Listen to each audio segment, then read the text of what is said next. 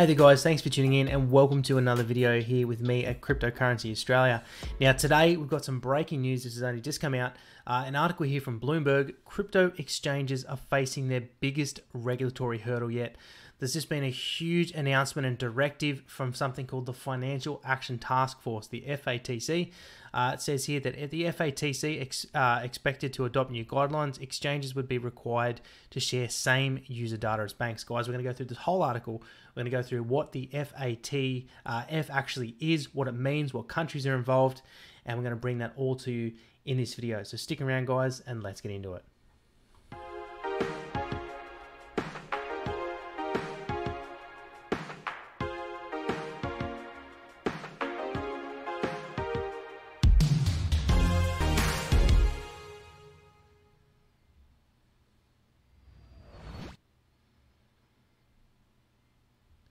So welcome back to the video, guys. We've got this article here from Bloomberg. Crypto exchanges are facing their biggest regulatory hurdle yet, covering a directive that has just come from the FATF, expecting exchanges to adopt some new guidelines around regulation and reporting and the way these exchanges operate. And essentially what they want to do is they want these exchanges to share the same level of user data as banks. And we're going to get right into that article, guys. But just before we do, I ask that you please welcome my new sponsor, Independent Reserve.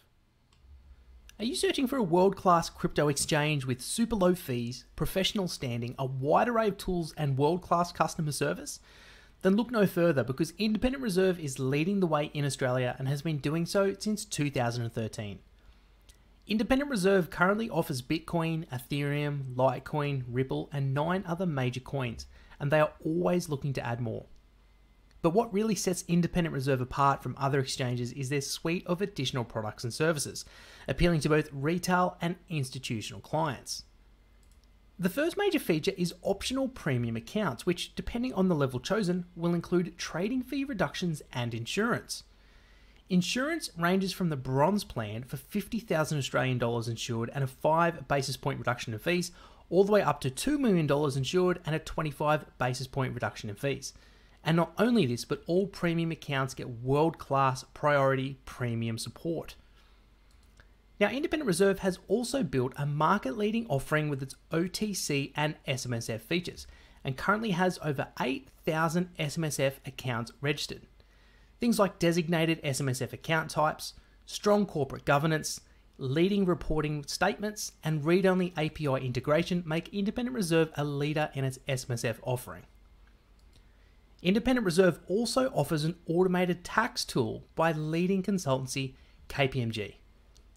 The rollout of the crypto tax estimator tool is a huge leap forward for guidance on tax implications within crypto trading in Australia. As we all know, the Australian Tax Office has made it clear that anyone involved in acquiring or disposing of crypto assets needs to be aware of the tax consequences. So having this tool integrated with Independent Reserve's accounts provides customers a complete and simple solution for end-of-year reporting, whether it's for personal use, business, or even SMSFs. Independent Reserve has integrated all these product lines because they always place customers at the center of everything they do. To sign up for a free Independent Reserve account today, simply follow the link in the description. So getting straight into this article, guys, reading from the beginning here. Bitcoin and its fellow cryptocurrencies have surged in popularity, partly because they've offered a way to skirt the government oversight exercise over traditional financial systems. Well, get ready to kiss much of that autonomy goodbye. That's strange, you know. I find Bloomberg seems to be quite flippant in how they write their articles in support of crypto. They've even got Bloomberg Crypto itself. They've got their whole division dedicated to reporting cryptocurrency. So the kind of tone surprises me quite a bit. Anyway, reading on. On June 21st, the Financial Action Task Force, a multi-government effort that develops recommendations for combating money laundering and financing of terrorism that's followed by about 200 countries, including the United States, will publish a note to clarify how participating nations should oversee virtual assets. FATF spokeswoman Alexandra, I'm not going to try and pronounce it, last name Daniel, said in an email, the new rules will apply to businesses working with tokens and cryptocurrencies, such as exchanges and custodians and crypto hedge funds. Much depends on how the rules, long governing traditional bank wire transfers, will be interpreted and applied by country-specific regulators. But they are one of the biggest threats to crypto today Eric Turner, Director of Research at crypto researcher Masari Inc., said in an email. Their recommendation could have a much larger impact than the SEC or any other regulator has had to date. The guidelines will require companies ranging from exchanges Coinbase Inc. and Kraken to asset manager Fidelity Investments to collect information about customers initiating transactions of over $1,000 or €1,000, as well as details about the recipients of the funds, and to send that data to the recipient service provider along with each transaction. While that may sound simple, compliance will be costly and technically difficult, said John Roth, Chief Compliance and Ethics Officer at Seattle-based exchange Bittrex, which has about 58 million in daily trading volume. After all, wallet addresses on digital ledgers supporting cryptocurrencies are largely anonymous, so an exchange currently has no way of knowing who the recipient of the funds is. It's either going to require a complete and fundamental restructuring of blockchain technology, or it's going to require a global parallel system to be sort of constructed among the 200 or so exchanges in the world, Roth said. You can imagine difficulties in trying to build something like that.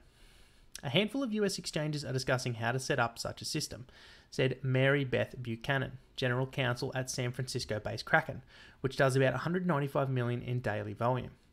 Without enhanced technology systems, this is a case of trying to apply 20th century rules to 21st century technology, Buchanan said. There's not a technological solution that would allow us to fully comply. We are working with international exchanges to try to come up with a solution. The end result could be that many crypto businesses will face increased compliance costs, Buchanan said. Some non-compliant businesses could shut down, said Phil Liu, Chief Legal Officer at Los Angeles-based hedge fund Arca.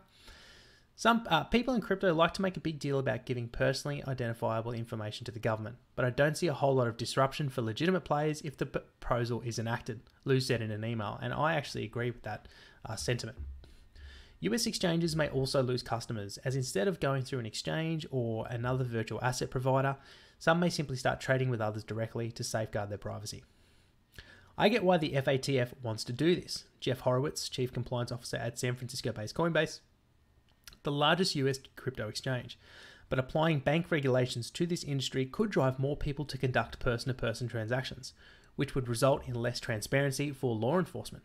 The FATF really needs to consider the many unintended consequences of applying this specific rule to VASPs.